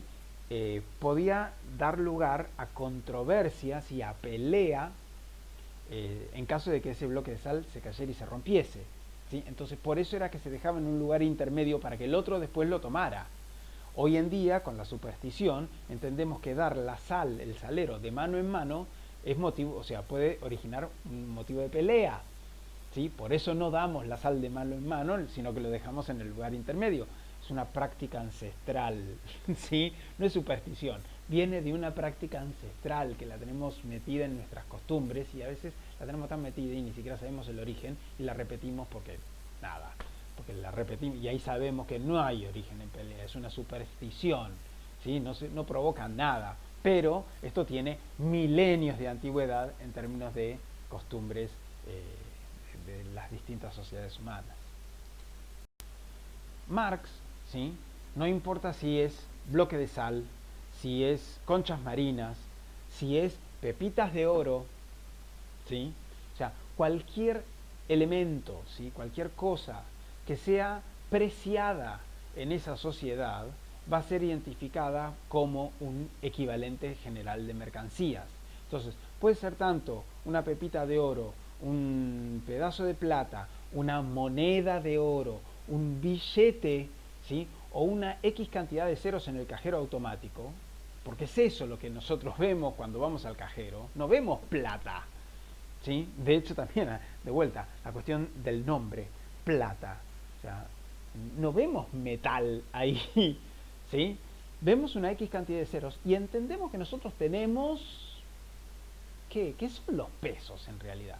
O sea, todo dinero refleja una X cantidad de valor generado, ¿sí? 10 pesos, 10 dólares, 10 pepitas de oro, 10 bloques de sal, no importa, ese 10 refleja 10 unidades de valor, ¿sí? Y en tanto nosotros tenemos el valor medido, lo podemos intercambiar por otro, ¿sí? Entonces, acá ya se empieza a tejer, y esto es lo que Marx entiende en términos conceptuales, ¿sí? En términos abstractos, teóricos, ¿sí? Que las sociedades primitivas tenían un intercambio a base del trueque, ¿sí? Mercancía por mercancía. En el desarrollo de esa sociedad encuentran un equivalente general de mercancías, nace el dinero. Entonces ese intercambio ya se va a dar de mercancía, dinero, mercancía, ¿sí? Otra mercancía, ¿sí? Y eso se va a repetir, ¿sí? Infinidad de veces. Si yo ya tengo una mercancía que intercambio por dinero, que intercambio a su vez por otra mercancía, esa otra mercancía también la puedo vender. ¿Por qué? Por dinero, para llegar a una tercera mercancía. ¿Sí? Y así la fila puede ser ilimitada. ¿Sí? Ahora, cuando esto se vuelve frecuente y se repite durante siglos, ¿sí? Durante décadas, durante mucha cantidad de tiempo y durante mucha cantidad de generaciones, y se vuelve frecuente en la práctica social, la gente empieza a ver que para poder acceder a mercancías no necesito tener mercancías, lo que necesito tener es el equivalente general. Si yo sé que tengo dinero, y es lo que sabemos hoy, ¿sí? Si yo sé que tengo dinero, sé que puedo tener cualquier cosa. Entonces, la lógica inicial, en donde yo tenía mercancía que era intercambiable por un medio para acceder a otra mercancía, esa lógica se invierte. Entonces, ahora, ¿qué es lo que necesito tener?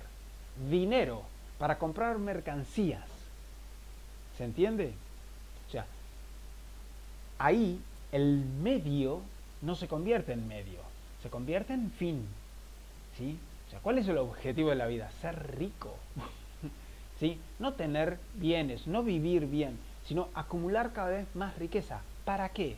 Para comprarme cuántos yates, cuántas casas, cuántos coches, para comprarme cuántos abrigos, cuántos pares de zapatos, ¿sí? Cuántos relojes, o sea, cuántos televisores plasma puedo llegar a colgar en mi pared. ¿Por qué necesito ser cada vez más rico? ¿Sí? Porque este es el estándar social, digamos, el ánimo. Por ahí uno en términos individuales no quiere eso, no siente que ese es el objetivo de su vida.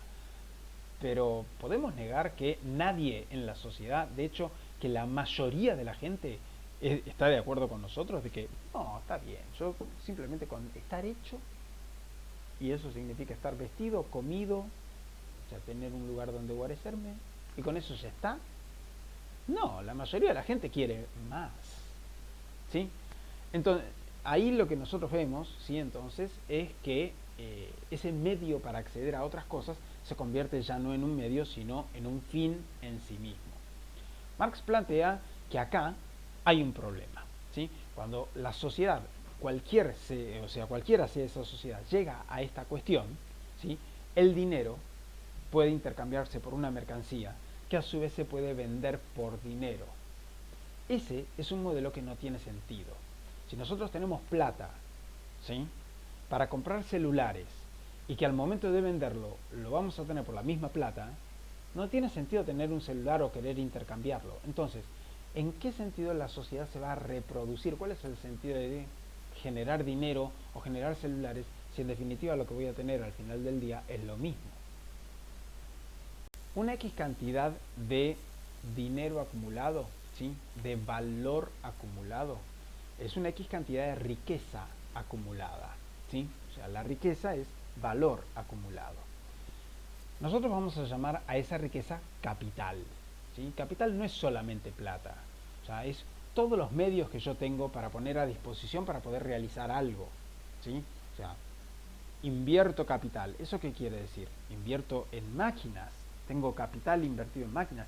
Tengo capital invertido en ladrillos. Uno habla así cuando tiene departamento, cuando tiene fábricas, tiene edificios. ¿Sí?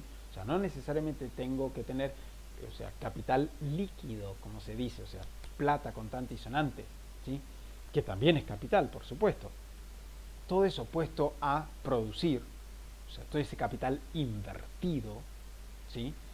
Hace que se puedan generar esas mercancías.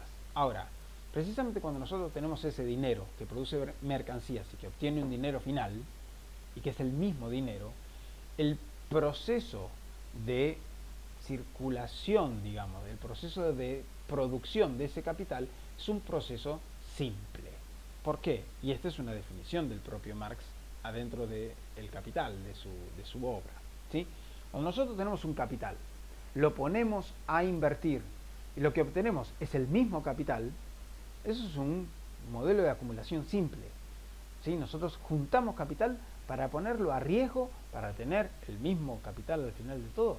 No tiene sentido, ¿sí? Si llegamos al mismo lugar, al mismo punto de partida, la verdad que el sistema, y esto, o sea, en eso se basaron las economías de subsistencia, y se pueden basar las economías de subsistencia, cuando se tiene un monto de riqueza que se pone a trabajar y que al final del día lo que tenemos es la misma riqueza que nos permite subsistir.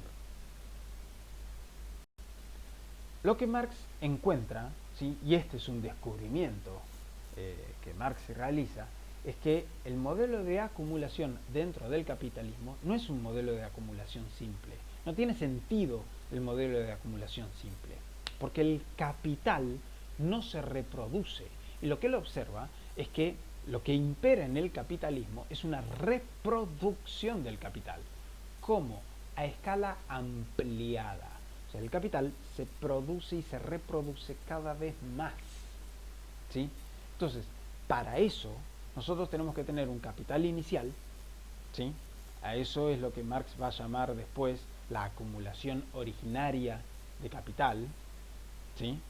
Ese capital inicial nosotros lo invertimos, ¿sí? Lo ponemos a invertir, lo ponemos a trabajar, como se dice, y ahí ya me da una X cantidad de capital más, ¿sí? Lo ponemos a invertir y da un poquito más, un poquito más, un poquito más, y ahí tenemos un modelo ampliado de acumulación, ¿sí? de reproducción de capital. Entonces, lo que Marx entiende es que el proceso dinero, mercancía, dinero, que no tenía sentido, se vuelve con sentido, ¿sí?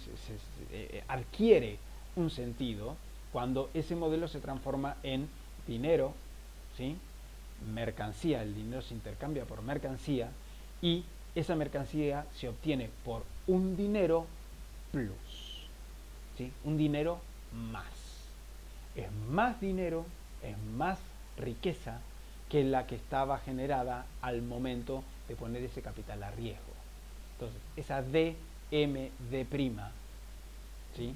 Es lo que Marx va a entender que es eso lo que le da sentido al funcionamiento del sistema. ¿Por qué?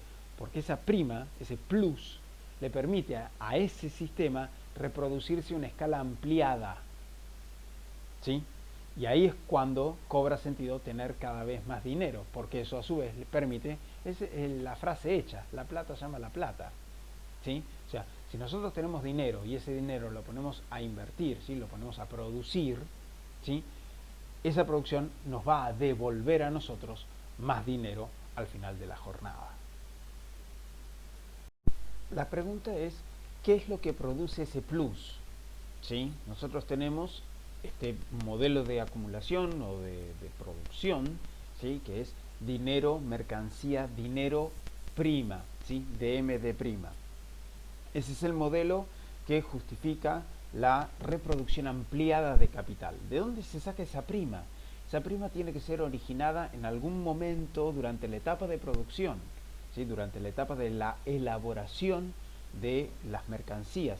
Y precisamente se va a estar dando con esa M, ¿sí? Con esa mercancía especial, ¿sí? Capaz de producir más riqueza de la que necesita para poder ser fabricada de vuelta, ¿sí? O sea, una mercancía única en el mercado capaz de reproducir más valor del que necesita para reproducirse a sí misma, ¿sí? Y la única mercancía en todo el mercado que Marx encuentra capaz de producir ese plus, ¿sí? O sea, ese diferencial en la riqueza final, en el dinero final del proceso, ¿sí? En el resultado del proceso, es la fuerza de trabajo. La fuerza de trabajo es la única mercancía disponible en el mercado de mercancías en el universo capaz de reproducir, es decir, capaz de producir más valor del que necesita para sí. Yo necesito un ingreso mensual, ¿sí? Que me permita a mí pagar el alquiler, ¿sí? Pagar la renta o la cuota del departamento o lo que fuere, ¿sí?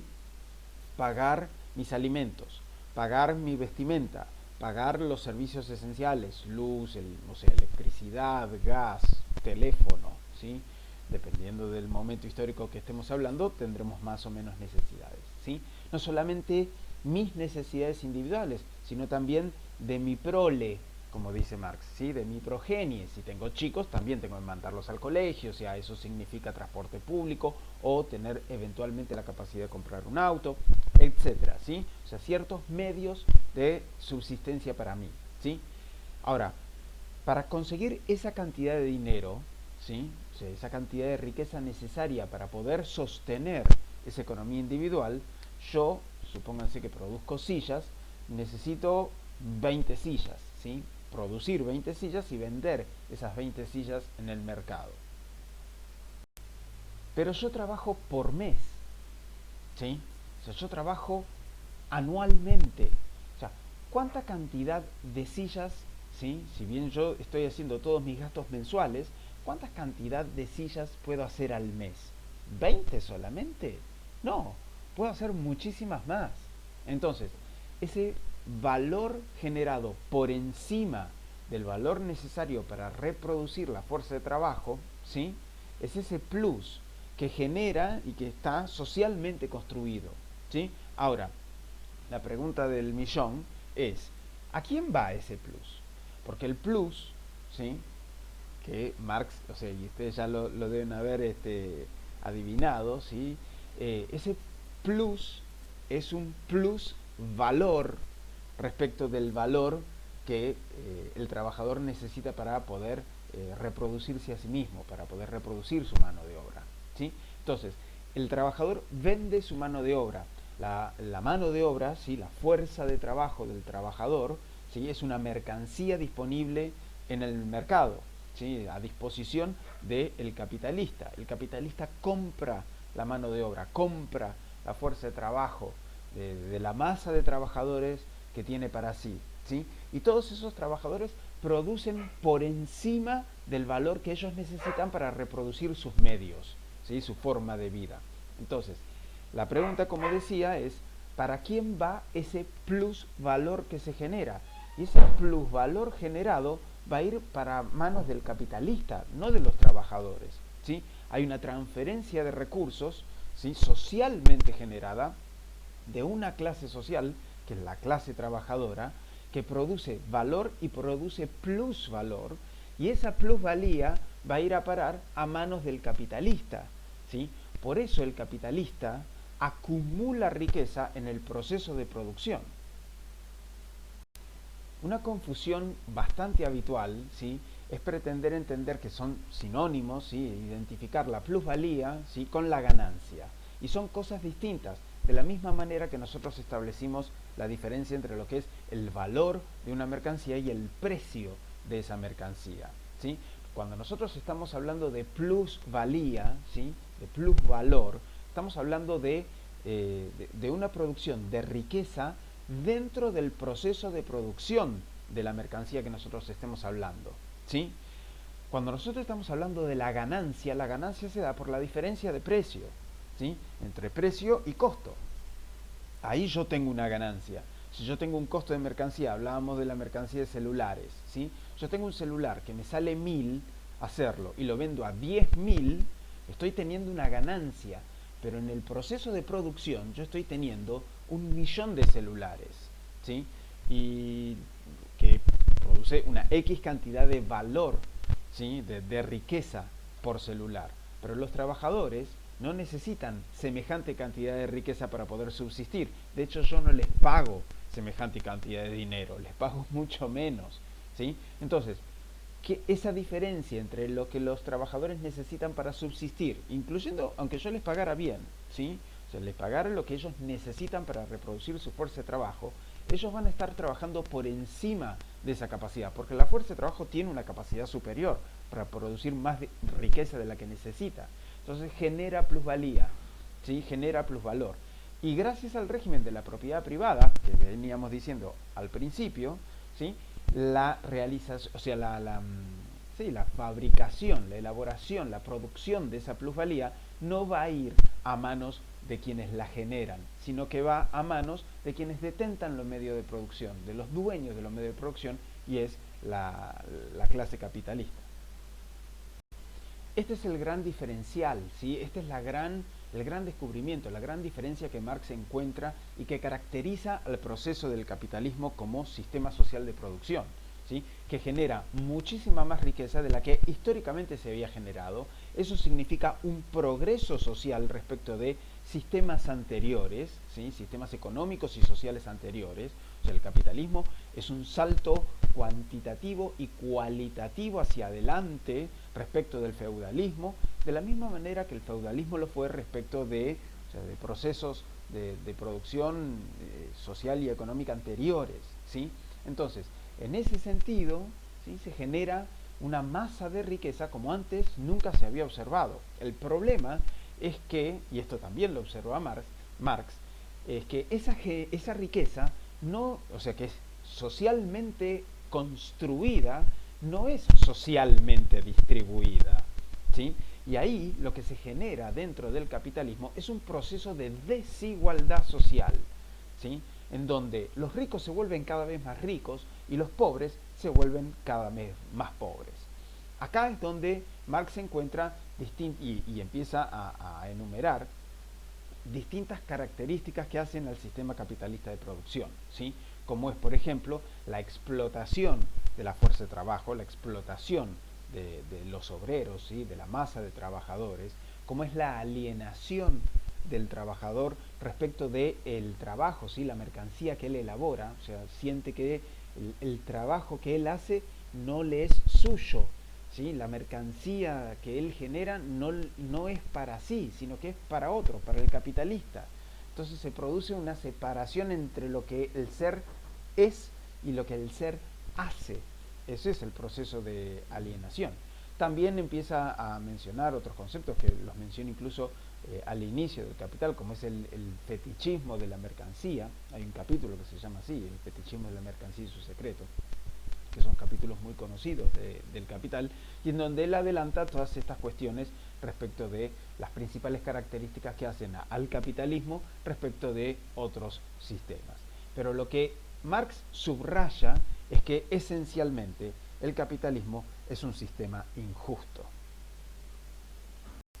Entonces, acá lo que estamos viendo en términos conceptuales, en términos abstractos, en términos teóricos, lo que Marx hace, esa abstracción que él hace en el Capital, ¿sí?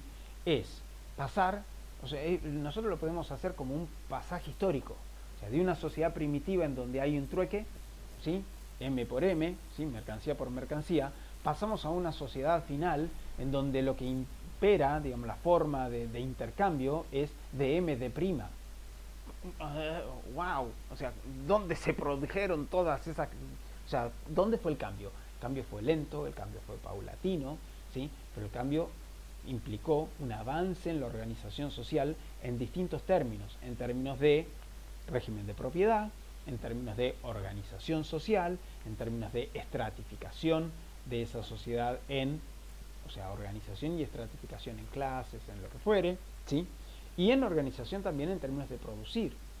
Por eso es que este sistema lo que produce es básicamente capital, no solamente bienes. Por supuesto que produce bienes, pero para lo que sirve el sistema es para acumular cada vez más riqueza, ¿sí? Es para ampliar la acumulación de capital, ¿sí? Es para tener una acumulación cada vez más grande, a escala ampliada de ese capital originalmente puesto a invertir. A esta altura nosotros ya podemos hacer algunos análisis en términos de relaciones internacionales, aunque no parezca, ¿sí? ¿Por qué? Porque en algún momento Europa producía no solamente bienes, sino que producía capitalismo. Pero el capitalismo que estaba en boga en Europa, ¿sí? O sea, que era el avance social más importante, no existía en América Latina. Acá nosotros vivíamos con un sistema distinto, ¿sí? Nosotros no producíamos riqueza acumulada y no conocíamos lo que era la reproducción ampliada de capital. Ni idea. Y no es que estuviéramos más atrasados o más adelantados. Era una organización social distinta en términos de producción, distribución y consumo de bienes. Y en Europa también era diferente. Nuestras sociedades eran diferentes, ¿sí? Ahora, cuando esas sociedades se encontraron, ¿sí? En un hecho histórico que se conoce como el descubrimiento de América por parte de Colón, ¿sí? En 1492, ahí se encuentran dos culturas, dos sociedades, dos dos cosmovisiones, ¿sí? Pero también se encuentran dos sistemas de producción diferentes, ¿sí? Y el capitalismo termina ganando sobre el otro sistema de producción, ¿sí? Porque implica, en términos de, o sea, de desarrollo de acumulación, por supuesto, una forma de organización muchísimo más avanzada de la forma de organización de producción que existía en América Latina, ¿sí? Entonces, ¿cómo América Latina se inserta, se mete en el desarrollo de ese capitalismo? Y se mete con las reglas que no inventamos nosotros, que inventaron otros, ¿sí? Y se mete como, y en ese sentido es que Europa entiende a América Latina que puede ser un socio, ¿sí? ¿Qué es lo que se lleva Colón a, eh, a Europa, a España de vuelta, después de haber descubierto América? Y las cosas raras que podía llegar a encontrar. ¿Y qué van a ser las cosas que se van a empezar a utilizar allá? Muchas de las materias primas, de los productos que nosotros podemos llegar a ofrecerle a los europeos, ¿sí? Y a cambio de otras cosas. Son conocidos los autores que dicen que nosotros intercambiamos nuestros alimentos a base de Biblias, ¿sí? O sea, el intercambio se dio en esos términos, en términos culturales, ¿sí? O sea, más allá de cualquier metáfora y no tanto, eh, esa fue la forma en que América Latina se insertó al mundo. Es la misma manera en que podemos decir que América sigue inserta en el mundo como proveedores de materias primas, lo decíamos la vez pasada, ¿sí? Entonces, América Latina sigue proveyendo esas materias primas, ¿sí? A cambio de productos manufacturados. Lo mismo pasaba en la época de la independencia, lo mismo pasaba en la época de la colonia, lo mismo pasaba en la época del descubrimiento de América por parte de los españoles. Antes de la inserción de nuestra región en ese mercado europeo, ¿sí? Y que después se va a hacer mundial, porque ahí vemos cómo el capitalismo se expande en términos geográficos, ¿sí? Ahí es donde vemos que la acumulación ampliada no es solamente una cuestión de tener más riqueza, sino que el propio sistema necesita, ¿sí?, acceder a otras regiones para poder hacerse de más cantidad de tierras, más cantidad de productos, más cantidad de bienes primarios, más cantidad de materias, bueno, de materias primas, ¿sí?, más cantidad de mano de obra también, ¿sí?, que fue el comercio de esclavos, si no. ¿Se entiende? Entonces, proveerse de ese tipo de herramientas y de elementos sirve al capitalismo para poder reproducirse cada vez más, ¿sí? Y ahí es como las distintas regiones también empiezan a participar dentro de ese sistema y es como el sistema termina globalizándose. Entonces, nosotros podemos decir, en términos conceptuales, ¿sí?, que la globalización puede ser un hecho histórico devenido gracias a Internet. Es un dato, ¿sí?, es una definición, es una posible definición. Pero también podemos decir que la globalización es la última forma de inserción de las distintas regiones y sectores sociales que no estaban adentro de la organización social y que significó un avance del capitalismo al momento en el cual nosotros estamos viviendo, a la etapa actual que nosotros estamos viviendo. Son dos definiciones totalmente distintas, ¿sí? Cada uno elegirá la que más le convenga o la que con la definición que más esté de acuerdo, ¿sí? Pero reflejan distintas teorías, distinta bibliografía, distinto marco teórico, pero también una cosmovisión diferente respecto del mismo fenómeno. O sea, porque estamos analizando lo mismo, la globalización. Pero uno lo analiza en términos de dato, ¿sí?, de hecho histórico, si se quiere, o sea, un hecho, un suceso. Se inventó Internet. O sea, no había una necesidad de tener Internet, no había condiciones materiales de existencia que permitían una invención nueva como podía ser Internet, ¿sí? No hay un análisis más profundo, simplemente, se descubrió el fuego, se inventó el martillo, se inventó la rueda, ¿sí? Sucesos, pasaron, no sé, pasaron cosas, ¿sí? La otra visión lo que da es una idea de proceso, ¿sí?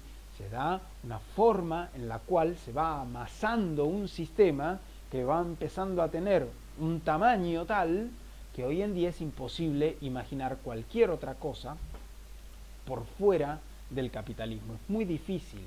Quizás exista reductos, ¿sí? Espacios no capitalistas, por fuera del capitalismo, ¿sí? Pero hoy en día prácticamente todo pasa por él. Marx hablaba de ese momento, ¿sí? Esa etapa, en términos conceptuales, la definía como la subsunción real, ¿sí? O sea, él hablaba de dos momentos, o sea, la subsunción formal del capital sobre el trabajo, ¿sí? Y la subsunción real, en donde todas las relaciones sociales ya pasaban a ser relaciones sociales capitalistas. Porque lo que tenemos son relaciones sociales, no importa si nosotros lo estamos haciendo al momento de socializar con otra persona, ¿sí? O al momento de trabajar, o al momento de organizarnos, al momento de sancionar una ley, o al momento de establecer una política pública, ¿sí? Estamos permanentemente atravesados por el sistema porque vivimos en él, ¿sí? Y es muy difícil salirse del estilo de vida que impera en toda la sociedad. Por ahí adentro de mi casa no, pero mi casa está metida dentro de un mundo y en el mundo funciona ese sistema. Reconociendo ese funcionamiento del sistema, que es lo que Marx hace, ¿sí? Y lo que todos los autores críticos hacen, identifican el sistema socialmente imperante, ¿sí? El sistema internacional vigente, o sea, dándole nombre, o sea, tratándolo como algo existente que está ahí. Entonces podemos empezar a imaginar que puede haber otra cosa, ¿sí? Una alternativa distinta.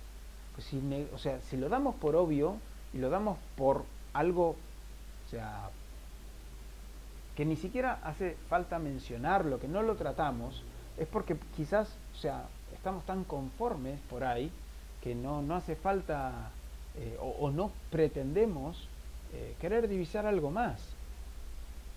Ojo, no quiero caer en la cuestión de que si mencionamos la palabra capitalismo es porque estamos planteando alternativas. Eso es mentira. ¿Sí? Podemos hablar mucho de capitalismo y muchos autores liberales y neoliberales y etcétera hablan de capitalismo. Fukuyama habla de capitalismo, pero él no es un autor que plantea alternativas precisamente. Él analiza el propio sistema y dice, esto juega así, y va a terminar ganando Estados Unidos. Pero en ningún momento se habla de que Estados Unidos va a ser una potencia más allá del capitalismo. Al contrario, ¿sí? Entonces, todas las visiones alternativas que nosotros hemos visto y que vamos a ver, ¿sí? Y que probablemente estemos viendo en la clase que viene, van a estar planteando en otros términos el funcionamiento y el desarrollo del capitalismo. El análisis, el diagnóstico, como frecuentemente ocurre, ¿sí? Es, si no es idéntico, bastante similar, ¿sí? Puede haber distintas diferencias, ¿sí? Pero el tema de la búsqueda de alternativas o los análisis de salida de esos diagnósticos muchas veces son conclusiones diferentes. Entonces acá es donde podemos leer a los distintos autores y empezar a tomar algunas cuestiones que pueden ser interesantes para enriquecer nuestra forma de ver la realidad en el ámbito internacional. Entonces, ya hemos hablado de la teoría del valor, ¿sí? Esta teoría del valor, o sea, casi todas las teorías se imbuyen de mayor o menor manera sobre esta teoría, pero no necesariamente tiene puntos coincidentes con la teoría del imperialismo que vimos al inicio, ¿sí? Y ahora vamos a ver algunas diferencias y algunos puntos de encuentro entre lo que sería la teoría del imperialismo y la teoría del valor que recién acabamos de desarrollar.